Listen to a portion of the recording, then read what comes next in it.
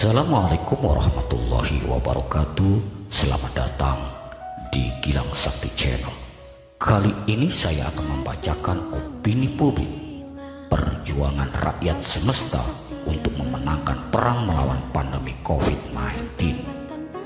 Opini publik. Sejak awal informasi terjadinya epidemi virus corona di provinsi Wuhan, China, dunia merasa was-was dan diliputi kekhawatiran. Berbagai ahli dunia mulai berargumentasi, bahkan banyak pula yang mengeluarkan statement dan opini.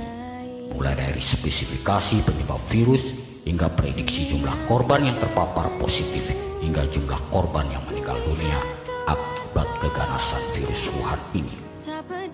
Saat ini dunia mulai terbelalak dan terkejut.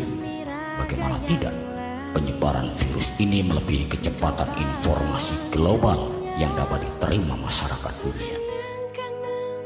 Dalam seminggu sejak China mengumumkan pandemi ini, beberapa negara sudah mulai terjangkit, dan hingga kini hampir seluruh belahan dunia tak luput diserbu virus ini. Kasus positif COVID-19 hingga detik ini mencapai angka 1.273.709 kasus positif, serta yang meninggal dunia mencapai 69.459 jiwa, serta yang berhasil disembuhkan 262.486 orang, dan akan terus bertambah.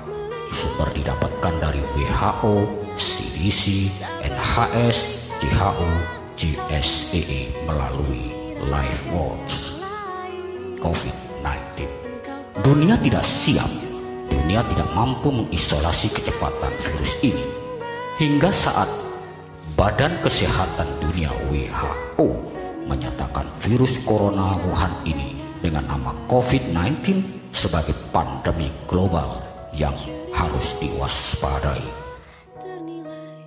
Indonesia yang semula tenang dan percaya diri karena tak tersentuh pandemi yang sudah merebak dahsyat di negeri jiran Malaysia dan Singapura, kurang tanggap dan seolah-olah tidak siap.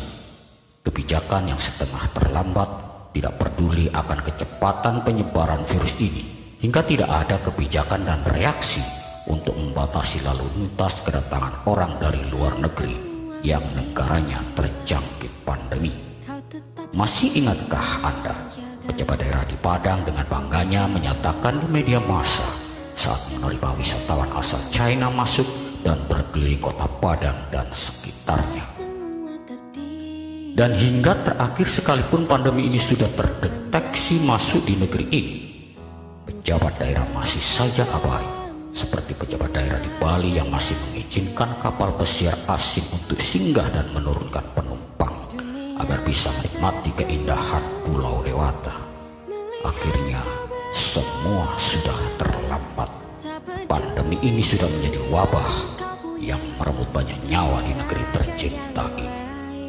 Saat bencana merebak, para mafia mengatur rencana jahat, mencuri kesempatan di tengah kesempitan masyarakat, menimbun dan menjual kebutuhan pelindung kesehatan yang sangat dicari dan dibutuhkan masyarakat, yaitu masker dan cairan sanitizer, serta bahan kimia pembunuh bakteri, mikroba dan virus seperti alkohol, etanol, melonjak harganya menjadi barang langka. Celakanya pemerintah masih saja lamban dan tidak mengeluarkan kebijakan membantu masyarakat mempersenjatai diri dengan alat pelindung itu. Bahkan dengan santainya pejabat kesehatan mengatakan bagi yang sehat tidak perlu memakai alat pelindung kesehatan, masker, hanya tenaga medis dan orang sakit saja. Blunder yang mengakibatkan masyarakat kecewa di tengah langka dan mahalnya barang-barang itu akibat ulah mafia. Para penjahat kemanusiaan mulai merajalela memanfaatkan kepanikan masyarakat dengan menjual masker dan sanitizer dengan harga yang hanya mampu dijangkau oleh para dewa. Sekalipun instruksi dan ancaman hukuman diberlakukan untuk para mafia itu, namun pelaksanaannya setengah hati. Betapa tidak, para mafia dengan berani memasang penjualan masker dan sanitizer di lapak-lapak online startup di negeri ini dengan harga tinggi di luar harga yang wajar. Namun mereka tak sedikit pun tersentuh hukum. Sungguh sangat mengenaskan. Patut dipuji langkah kepolisian Metro yang berhasil menangkap dan membongkar mafia penimbun masker, lalu melakukan dikresi alat bukti masker tersebut dengan menjualnya ke masyarakat yang saat itu sangat membutuhkan dengan harga sangat wajar hingga terjangkau seluruh lapisan masyarakat yang sangat membutuhkan. Saat ini pemerintah sudah mengeluarkan kebijakan kewajiban memakai masker bagi siapapun yang keluar rumah. Namun kebijakan itu tidak diikuti dengan langkah nyata memenuhi kebutuhan masker bagi masyarakat, seolah mereka dibuat makin merana. Perang rakyat semesta untuk melawan penyebaran COVID-19. Sudah tidak ada cara lain untuk bisa mengalahkan musuh kita bersama COVID-19 selain menyatakan perang rakyat semesta, agar kita mampu memenangkan peperangan dan mengusir virus corona dari bumi pertiwi yang kita cintai ini. Persenjatai rakyat dengan senjata alat pelindung diri seperti masker dan sanitizer. Persenjatai para dokter, perawat, tenaga medis, dan relawan dan fasilitas lengkap termasuk alat pelindung diri APD yang saat ini masih sangat terbatas jumlahnya. Binasakan para mafia penimbun masker dan bahan kebutuhan pokok. Mereka adalah penjahat kemanusiaan yang berkhianat terhadap bangsa.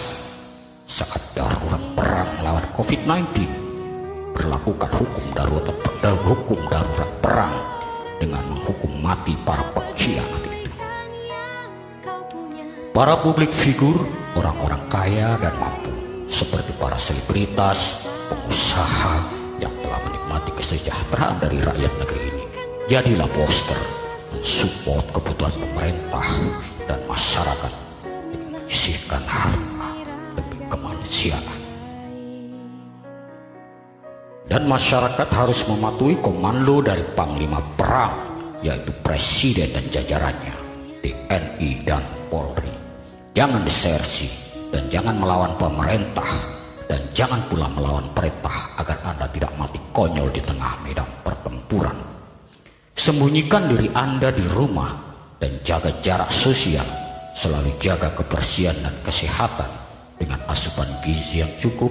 Selalu cuci tangan dengan sabun untuk membunuh musuh kita bersama COVID-19. Biarkan Panglima Perang kita saat ini mengatur strategi dan kita wajib dan harus mematuhi. Semoga bangsa kita mampu memenangkan perang melawan virus corona COVID-19 dengan kebersamaan dan gotong royong. Terima kasih atas perhatian Anda, dan semoga kita bersama-sama saling memohon doa kepada Yang Maha Kuasa agar virus ini segera dilenyapkan dari bumi pertiwi kita. Salam hangat Gilang Sakti. Wassalamualaikum warahmatullahi wabarakatuh.